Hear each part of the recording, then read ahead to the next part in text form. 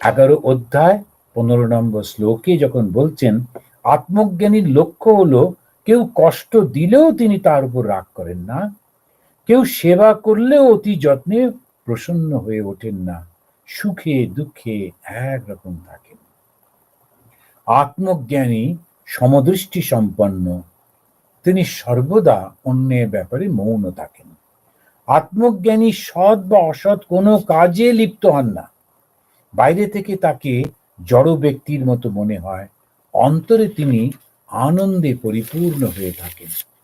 আত্মজ্ঞানী ব্যক্তি সম্পর্কে এ প্রশ্নগুলির উত্তর দিতে গিয়ে ভগবান উদ্ধবকে বলছেন, আত্মা সম্পর্কে জ্ঞান থাকলেই হবে না, জীবনে সেটি অনুভব করে ধন্য হতে হবে। অনেক প্রফেসর আছেন যারা খুব সুন্দর বক্তৃতা করেন, এই এক একজন সেই আছেন, অনেকে বিরাট একেবারে বই টই লিখছেন, লোকেরা ওকে তাকে ডাকছেন, খুব একদম নানা রকম করছে, কিন্তু ও শুধু বইটাই পড়ছেন। কিন্তু জীবনে কি তিনি ব্যবহার করেছেন?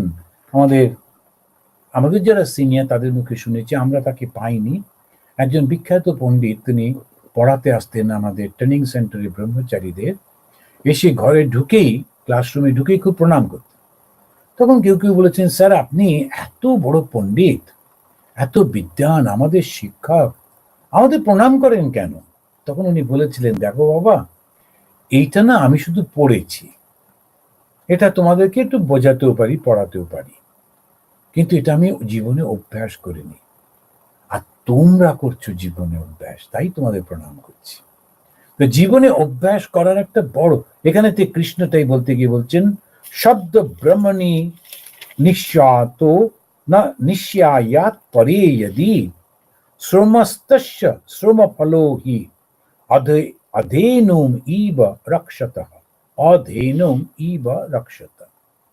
যে গরুটা দুধ দেবে না, তাকে খুব যত্ন করে খাওয়াচ্ছে টাওয়াচ্ছে যেরকম হয়, ঠিক তেমনি ভাবে অনেকটা পড়েছে ব্রহ্মজ্ঞান সম্পর্কে, বিভিন্ন শাস্ত্র থেকে পড়েছে, কিন্তু কোনোদিন নিজের জীবনে সেটাকে পালন করেনি। এটা সেই রকম।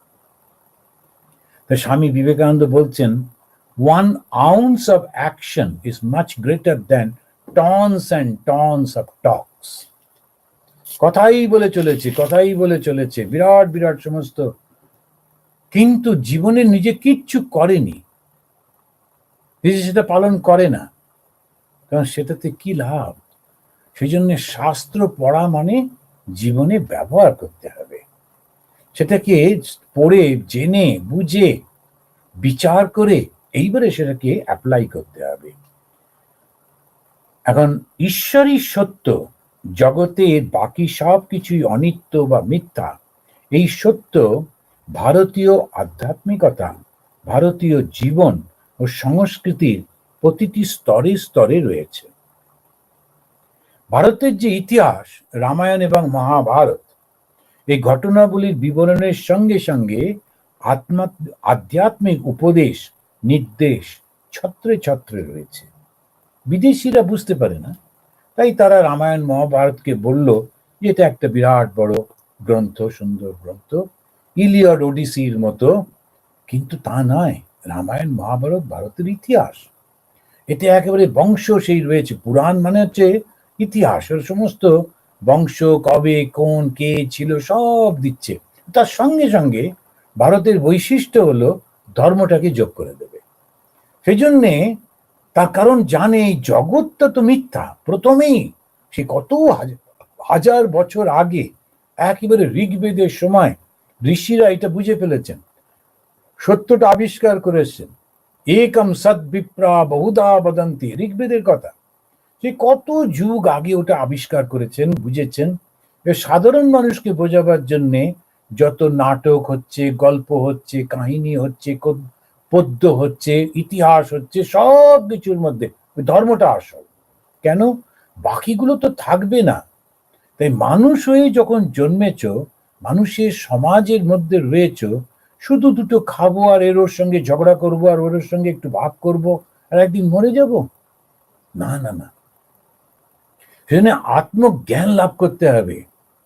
কোনো পশু পাখি কীট পতঙ্গ কেউ পারে না, শুধু মানুষ পারে।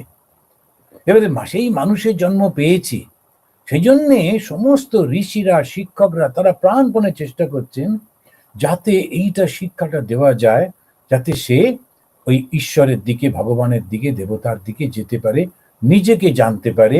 আর এই যে শরীরটার সঙ্গে আটকে গেছে, ওই শরীরটা যে আগে ছিল না, পরেও থাকবে না, এইটা ওর মাথাতে বোঝানো, ঢোকানো, এই শরীরটা নিয়ে এত চিন্তা করো না, আর শরীরের সঙ্গে যুক্ত এই সংসারটাকে নিয়ে এত চিন্তা করো না, সব পাল্টে যাবে বাপু। সেই জন্যে এইটা নিয়ে এত মাতামাতি না করে যতটুকু প্রয়োজন ভালো করে করো, কিন্তু তোমার শক্তিটা দিয়ে দাও এই বিচারটাতে, আর দিয়ে সেই বিচার করে সম্পূর্ণভাবে মুক্ত হয়ে যাও, আর সুখ দুঃখ কিচ্ছু থাকবে না। অসাধারণ একটা পরিস্থিতির মধ্যে, অবস্থার মধ্যে তুমি চলে যাবে। এই রামায়ণ মহাভারতকে কিন্তু ইতিহাস বলে মনে করতে হবে। বিভিন্ন ভাব, বিভিন্ন ভাষার মধ্যে দিয়ে একটাই সত্য সর্বদা ভারতীয় মননে অনুরণিত হতে থাকে, তা হলো ব্রহ্ম সত্য, জগৎ মিথ্যা, জীব ব্রহ্মৈব না অপর। যে যখন সে বিখ্যাত সেই কাহিনীগুলো, যে অমর কাহিনীগুলো রয়েছে, পরে পরে অনেক লেখক এলেন, অনেক লিখলেন টিকলেন, কিছুই থাকে না, বেশি দিন পর মানুষ ভুলে যায়। কিন্তু এই অমর কাহিনীগুলো যেগুলো সমস্ত রয়েছে, দেখবেন সব কিছু আধ্যাত্মিকতার সঙ্গে সম্পৃক্ত। ধর্ম বলতেই কিছু লোক আটকে ওঠেন, ওরে বাবারে আবার ধর্ম, কিন্তু সেই ধর্ম মানে ডুজ অ্যান্ড ডোন্টস এর ধর্ম নয়। এখানে হচ্ছে আধ্যাত্মিকতা, বিচারটা, এই শরীরটাই কি সব, শরীরটা নিয়েই আমরা কিছুদিন বাঁচবো আর মরে যাব, হয়ে গেল, নাকি আরো কিছু আছে? তো এই যে আত্মজ্ঞানটা, যে আত্মাটা সবার মধ্যে রয়েছে, আর সেই আত্মার প্রকাশটা, যেটা ভগবান শ্রীরামকৃষ্ণদেব বলছেন, এই প্রকাশটা কারুর মধ্যে বেশি হয়।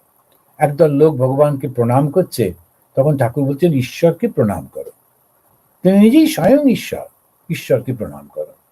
তারপরে বলছেন সব কিছুই কিন্তু তিনি, সেই ঈশ্বর, তবে প্রকাশের তারতম্য। এখন বাঘের মধ্যেও সেই সত্যটা রয়েছে, সাপের মধ্যেও রয়েছে, কিন্তু তাই বলে কি বাঘকে গিয়ে আমরা গলা জড়িয়ে ধরতে পারি? কেননা ওর প্রকাশটা নেই। দুষ্টু মানুষের মধ্যেও কিন্তু সেই চৈতন্য রয়েছে, তাই বলে কি তাকে আমরা বন্ধুত্ব করতে পারি? না, কেননা ওই প্রকাশটা নেই। তো যার মধ্যে প্রকাশ, তার কাছে যেতে হয়। কি করে বুঝবো তার মধ্যে প্রকাশ? এই যে সমস্তগুলো বলতে গিয়ে তখন আলটিমেটলি আমরা যেটা দেখলাম, সেটা হচ্ছে অদ্ভুত ভালোবাসা আর সম্পূর্ণ নিঃস্বার্থপরতা। তো ঈশ্বর বা ভগবান সম্পর্কে, আর একটি লোক, সে যে সৎ মানুষ, উন্নত আধ্যাত্মিকতার মানুষ, কি করে বুঝবো? আকাশ থেকে ছাই নাবে নিয়ে আসছেন, কিংবা দাঁতে ব্যথা ছিল সেটা সারিয়ে দিলেন, এরকম সমস্ত নয়, সেগুলো কিছুটা হতে পারে। কিন্তু সব থেকে বড় যেটি, সেটি হচ্ছে ভালোবাসায় ভরা মন, কারোর প্রতি তার কোনো রাগ নেই, শত্রুর প্রতিও নয়, আর কোনো রকম বাসনা নেই, নিঃস্বার্থপর, কোনো স্বার্থ নেই। তা নিঃস্বার্থপরতা আর ভালোবাসা, এই দুটো গুণই হচ্ছে ঈশ্বর। এটাতে বলতে গিয়ে উনি বলছেন এবং জিজ্ঞাসয়া অপোহ নানাত্ব ভ্রমঙ্গ আত্মনি উপরমেত বিরাজম মন মই অর্প সর্বগে।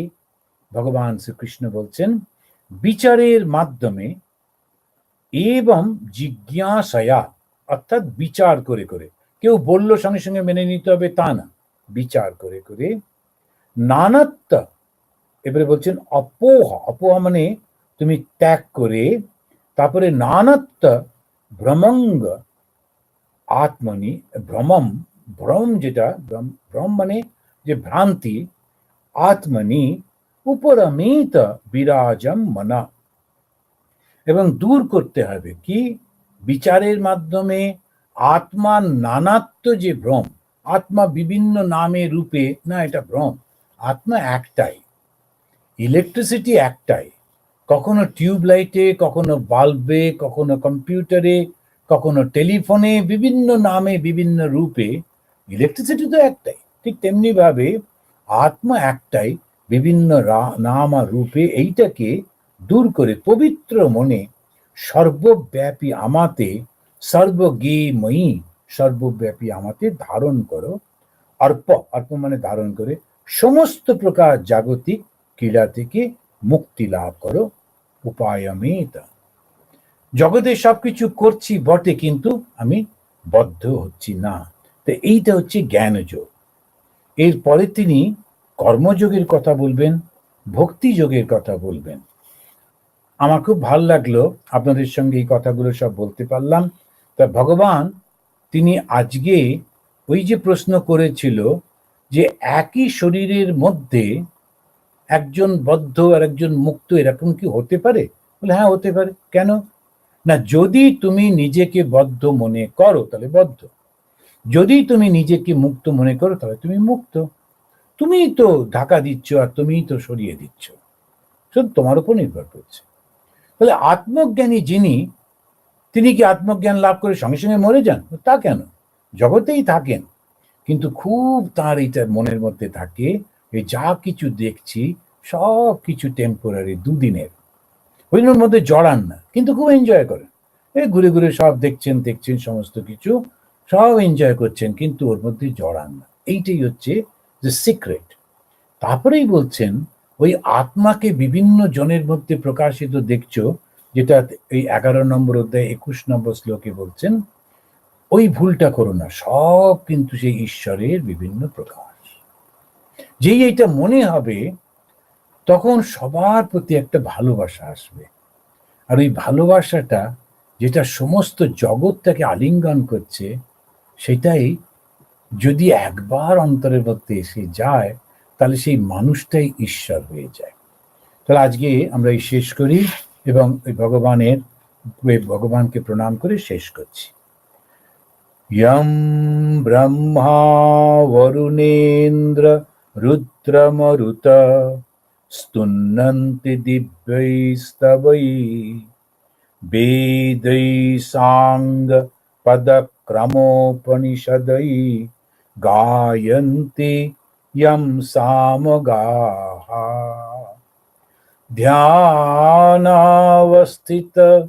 तद्गतेन मनसा पश्यन्ति यं योगिनो यस्यान्तं न विदु सुरासुरगणा देवाय तस्मै नमः। शान्ति शान्ति शान्ति।